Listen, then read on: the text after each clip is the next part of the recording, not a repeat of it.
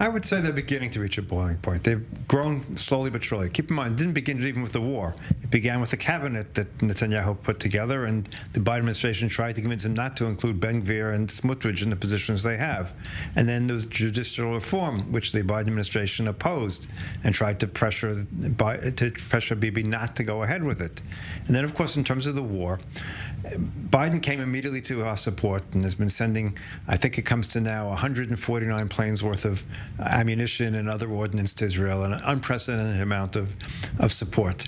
However, he's been asking one thing really from Netanyahu, and that is a plan for the day after.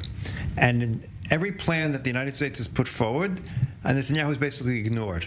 He didn't really say no, he just sort of ignores it. And all he needed to do to keep the Americans happy is to say, I will consider a Palestinian state sometime in the future. No one wants a Palestinian state tomorrow. Biden didn't want a Palestinian state before the beginning of the war, and he certainly doesn't believe right now would be the right moment.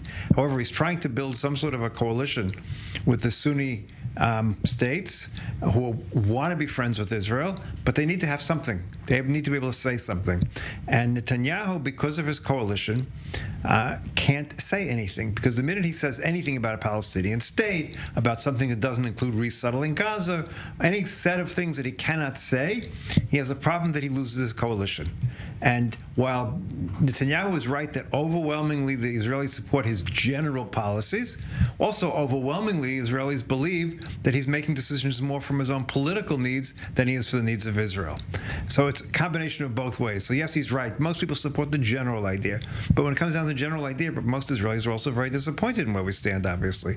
I don't think any of us thought that 5 months into this war, we'd be sitting here and Israeli troops would be in Khan Yunis, and every single day we hear it's only a few more days as we tread water in Gaza, and nothing seems to be happening. So that's the reality. The reality of Rafah, again, has been mistaken. They haven't said the Americans don't go into Rafah. They say, don't go into Rafah until you give us a plan of how you're going to protect the civilians. We haven't given that plan. So, of course, for our own good, we can't go into Rafah with 1 million refugees without some sort of plan. I'm not sure what sort of plan that could be, but we need a plan. When you talk about also just the general Israeli public supporting some of those general beliefs, there's a poll actually that says 75% of Jewish Israelis do support some sort of ground operation in Rafah. Yes, they do, because they want to say it's the only way to get rid of Hamas. But, is that really true? I don't know. Look, that's the problem. We say, we said if we go into Khan Yunis, we'll eventually find Sinwar. Well, we've been in Khan Yunis for 3 months and we haven't found Sinwar. Will we find somebody in Rafah? I don't know. That's really the question. And the question always is, what's the cost? I mean, not in terms of manpower, which is bad enough. We lose men every single day.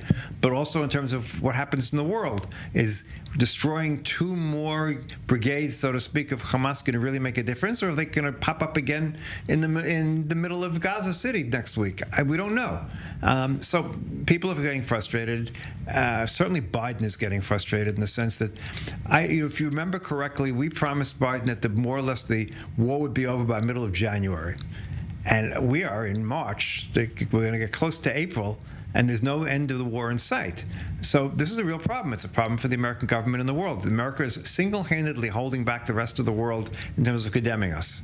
Now, is America, right all along? Absolutely not. They're using Hamas's figures, 30,000 dead. Do we have any idea? The interesting thing about the Hamas figures is it's a direct line. It goes up in a direct line, which is obviously not the case. Obviously, there was more deaths earlier in the war than there are now. But okay, so they're not exactly perfect, and this idea of the ship is great PR. I don't really see how it solves the problem, because the problem is not getting material into Gaza. It's getting material into the hands of the people who need it. And just bringing a ship to the port doesn't really, or the make-believe port, doesn't really solve that problem.